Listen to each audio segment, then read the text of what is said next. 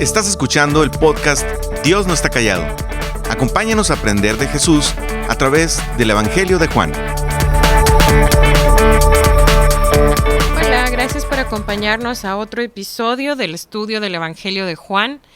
Hemos venido estudiando el capítulo 11, donde se registra la última y más poderosa señal en el Evangelio de Juan. Jesús resucitó a Lázaro de entre los muertos. Este milagro Jesús lo realizó primero y sobre todo porque Él y el Padre recibirían gloria. Además, para que la fe de sus discípulos se fortaleciera y como veremos en esta última parte de este capítulo, este milagro sería la gota que rebosaría la copa de hostilidad de los líderes judíos para llevar a cabo la ejecución de Jesús.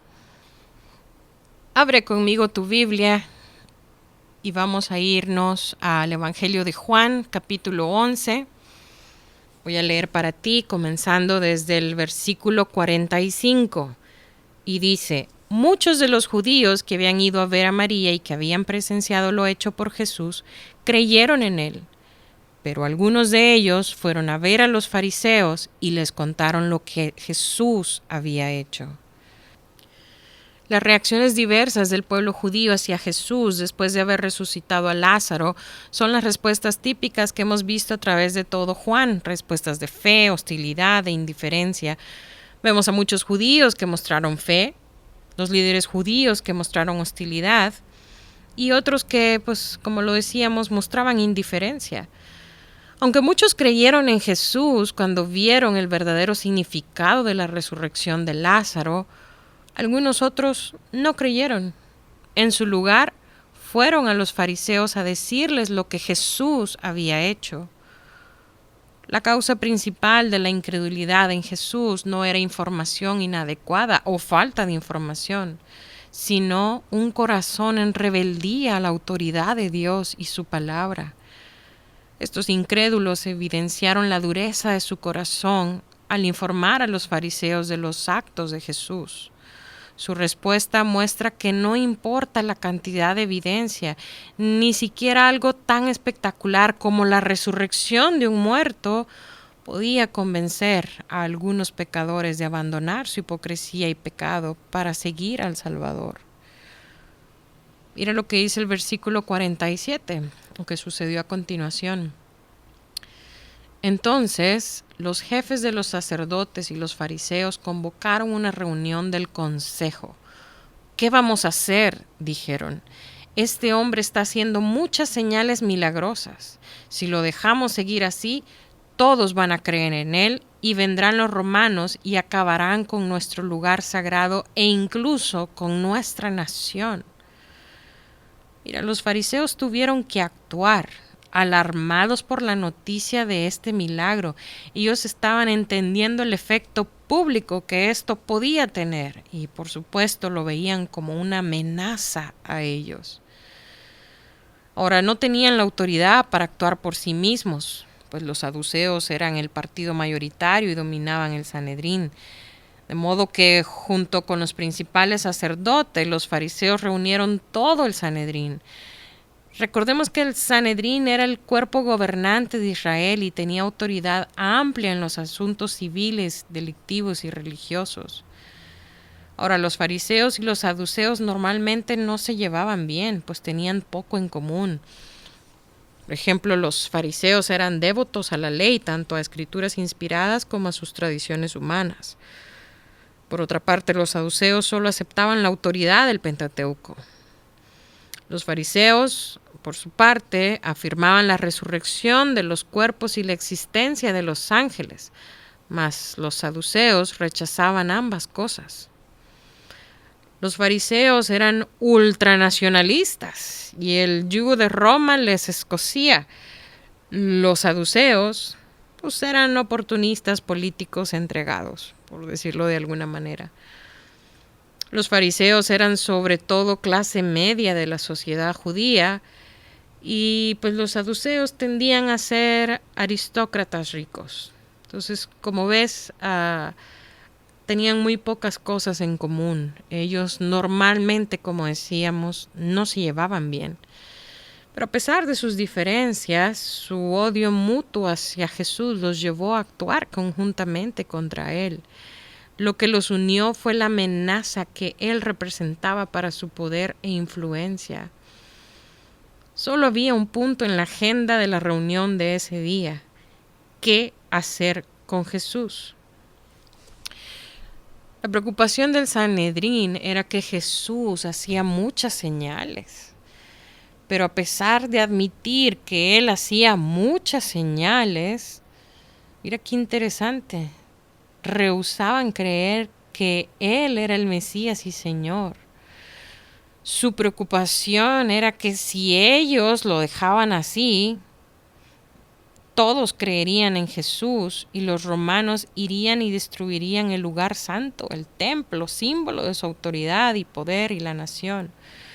Sus miembros no juzgaban la situación con base en criterios objetivos de cierto o falso, sino por una cuestión de conveniencia, por cómo los afectaba. Mira cómo sigue este relato en el versículo 49. Uno de ellos, llamado Caifás, que ese año era el sumo sacerdote, les dijo: ustedes no saben nada en absoluto, no entienden que les conviene más que muera un solo hombre por el pueblo y no que perezca toda la nación. Pero esto no lo dijo por su propia cuenta, sino que, como era sumo sacerdote ese año, profetizó que Jesús moriría por la nación judía, y no solo por esa nación, sino también por los hijos de Dios que estaban dispersos para congregarlos y unificarlos. Así que desde ese día convinieron en quitarle la vida a Jesús. Mira qué interesante lo que nos están diciendo estos versículos. Lo que te acabo de leer es la porción del versículo 49 al versículo 53. Caifás, uno de ellos, sumo sacerdote aquel año, estaba frustrado por la indecisión del resto del Sanedrín. En respuesta a su vacilación, propuso una solución radical e implacable. Su propuesta fue la muerte. O Jesús muere o la nación se acaba. Su apariencia externa de preocupación patriótica escondía su odio y celos hacia Jesús. Sin embargo, como dice el versículo 51 al 52, y el comentarista y teólogo John MacArthur, Caifás involuntariamente profetizó la muerte de Cristo en sacrificio. La soberanía de Dios hizo que resultaran verdad sus palabras blasfemas e impías. Aunque él pensó solo en términos de Israel, la muerte de Jesús tendría un alcance mucho mayor. No era solamente por la nación, sino también para congregar en uno a los hijos de Dios que estaban dispersos. Y el versículo 53 nos dice que la propuesta de este sumo sacerdote de ejecutar a Jesús recibió la aprobación del Sanedrín. Así que desde aquel día acordaron matarle. Su decisión, tomada mucho antes de haber arrestado a Jesús, hizo que el juicio posterior fuera una farsa total. Solo fue una formalidad para confirmar la sentencia que ya habían aprobado. Mira lo que dicen los siguientes versículos. Versículo 54. Por eso Jesús ya no andaba en público entre los judíos. Se retiró más bien a una región cercana al desierto, a un pueblo llamado Efraín, donde se quedó con sus discípulos. Como consecuencia de la decisión del Sanedrín de matarlo, Jesús ya no andaba abiertamente entre los judíos, sino que se alejó de allí a la región contigua al desierto, a una ciudad llamada Efraín, como nos dicen estos versículos, y nos dice que se quedó allí con sus discípulos. Fuera porque usó su omnisciencia en esta ocasión o porque alguien del Sanedrín que simpatizaba con él le dio la noticia, Jesús supo de la decisión y tomó las medidas apropiadas. el Señor permanecía en absoluto control de las circunstancias y no permitiría que lo capturaran antes del tiempo señalado en el plan de Dios. Mira lo que nos dicen estos últimos versículos del capítulo 11.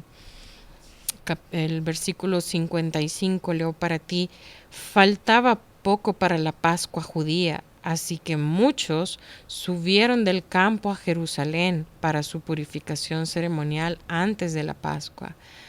Andaban buscando a Jesús y mientras estaban en el templo comentaban entre sí: ¿qué les parece? ¿Acaso no vendrá a la fiesta? Por su parte, los jefes de los sacerdotes y los fariseos habían dado la orden de que si alguien llegaba a saber dónde estaba Jesús, debía denunciarlo para que lo arrestaran. Mira, esta Pascua que se menciona aquí, esta es la tercera y última Pascua mencionada en el Evangelio de Juan.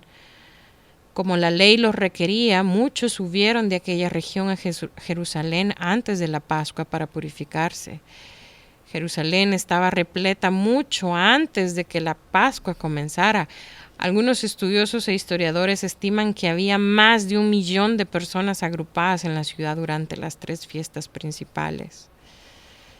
Las grandes multitudes que se reunieron en Jerusalén buscaban afanosamente a Jesús. Y estando ellos en el templo, se preguntaban unos a otros: oye, ¿tú cómo ves? ¿Tú qué crees? ¿Si crees que venga Jesús? ¿Qué os parece? ¿Vendrá a la fiesta?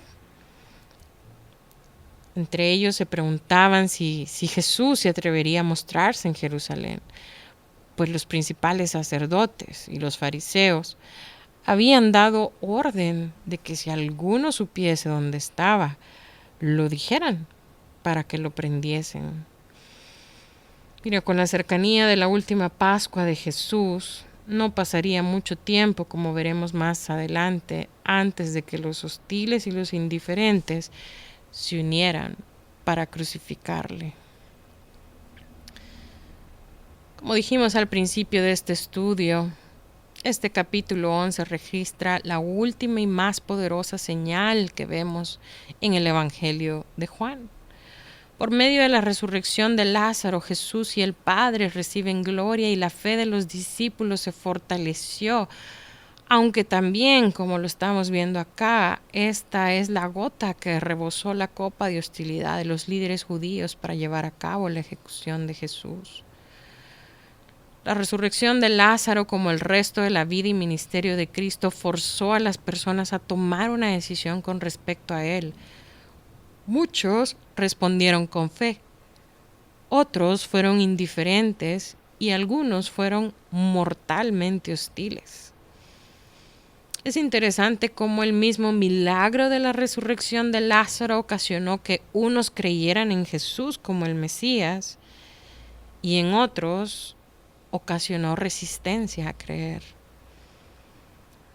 Pero la causa principal de la incredulidad en Jesús no era información inadecuada o falta de información, sino un corazón en rebeldía a la autoridad de Dios y su palabra, como lo dijimos anteriormente. Su respuesta hacia Jesús muestra que no importa la cantidad de evidencia, ni siquiera algo tan espectacular como la resurrección de un muerto puede convencer a algunos pecadores de abandonar su pecado para seguir al Salvador. Tú que me escuchas este día, ¿en cuál de estas dos categorías estás?